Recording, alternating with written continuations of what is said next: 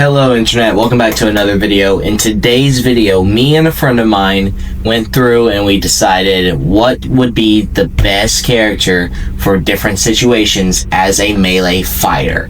For example, the fighter class, the barbarian class, and the monk class. So I hope you guys enjoy the video.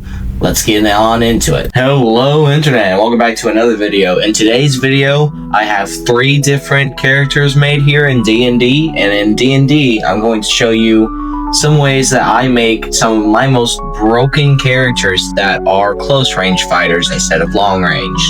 So today we have Steven, our base character. Steven, obviously, he's cool. So first off, we're going to have the monk build with fighter and barbarian as subclasses, because I multi-class quite a lot. I'm not very good at multi-classing, but I find that it's pretty helpful to build like this. So the class features here are pretty standard. You want the fighter and the barbarian to be level 4, customize them however you want. But whenever you get to the monk, that's where the things start getting exciting. So a lot of my abilities I have planned for this are just based off of what the monk is better with. So for example, dexterity. The monk is more geared towards dexterity and wisdom, so you want as much dexterity as you can and much wisdom as you can. Now, originally, I was just going to have them all level 4 and cap out at level 12.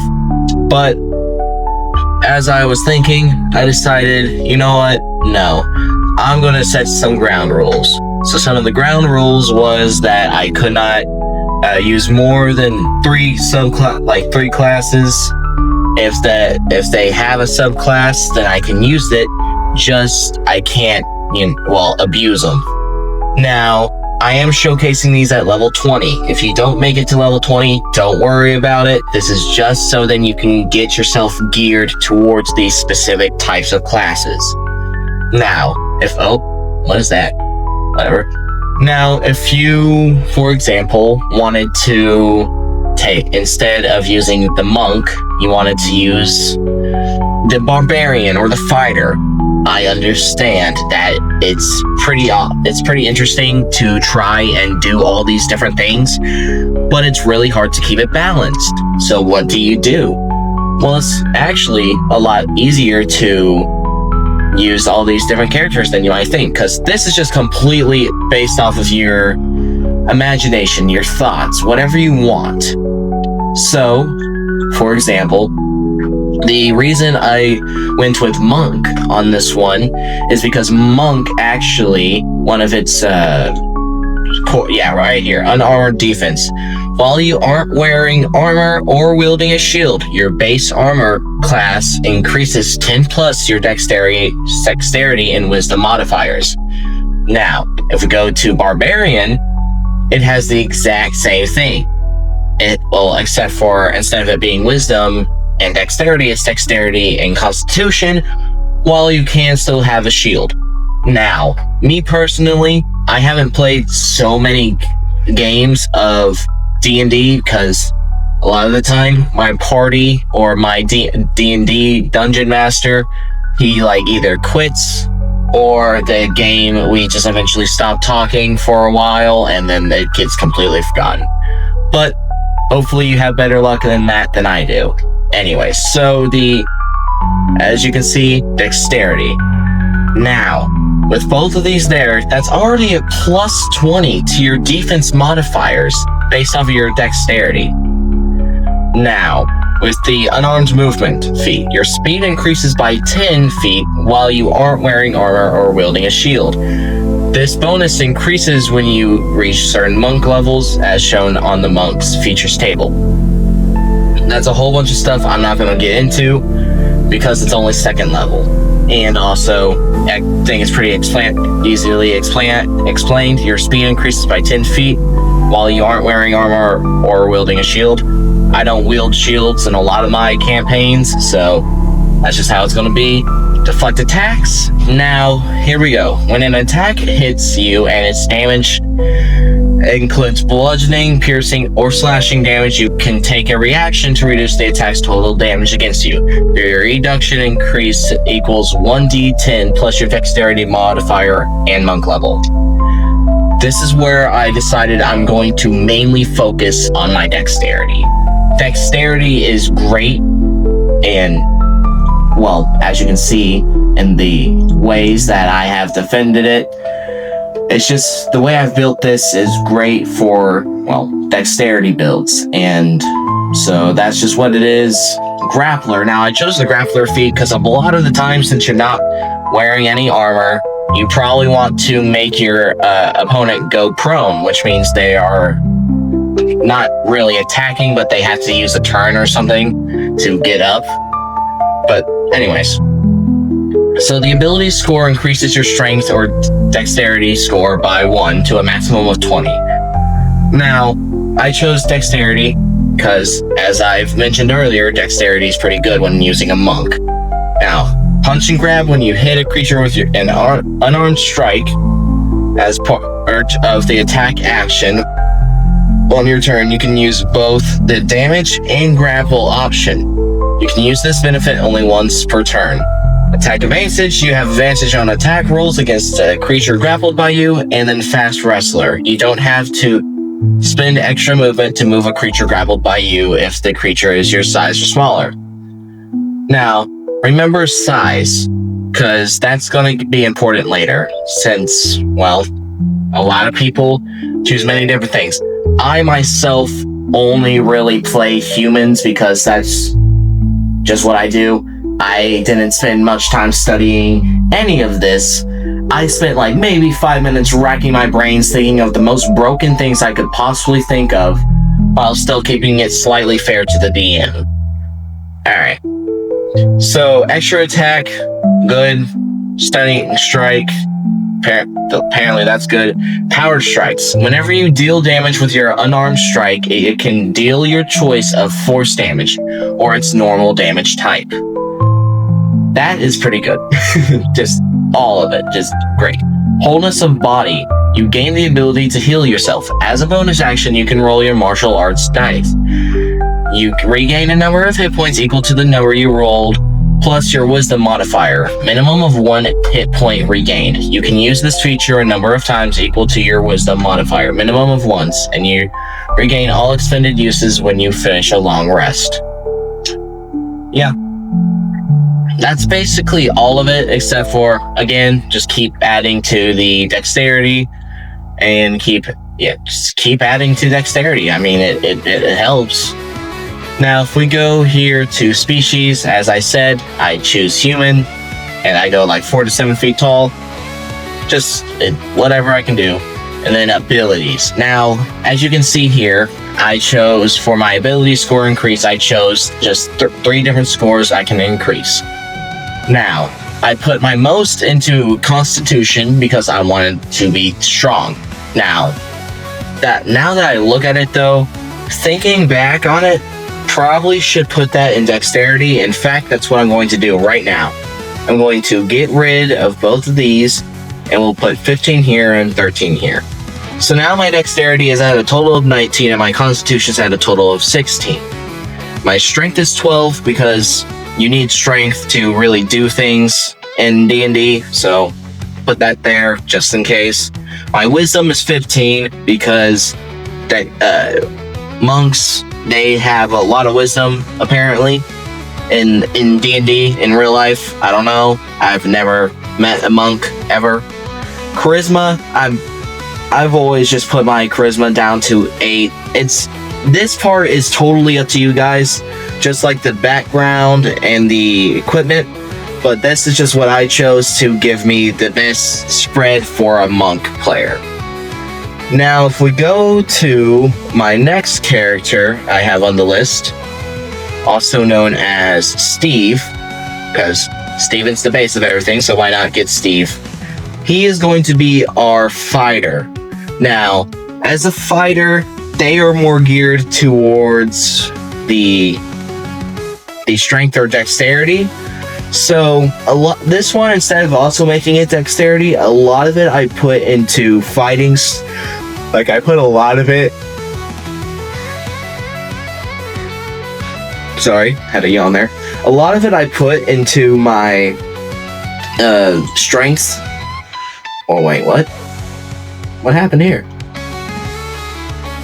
Hold on a second. There. Strength. Make sure everything's right. Yeah, okay, so it was just an error there. But yeah, so after level 4, we get, at level 5, we get an extra attack, we get a tactical shift. So whenever you activate your second wind with a bonus action, you can move up to half your speed without provoking opportunity attacks. Now, ability 6, I chose combat prowess. It's good for if, like, you miss an attack, you can hit instead. It's just a good idea to me. I thought it'd be useful. Ability score, strength, heroic warrior, weapon mastery. The weapons are up to you. I don't really know. And then strength. Now, I understand some of this might sound a little repetitive. Human abilities. All right, so this is the ability scores I decided on. You don't have to. It's just what I was thinking.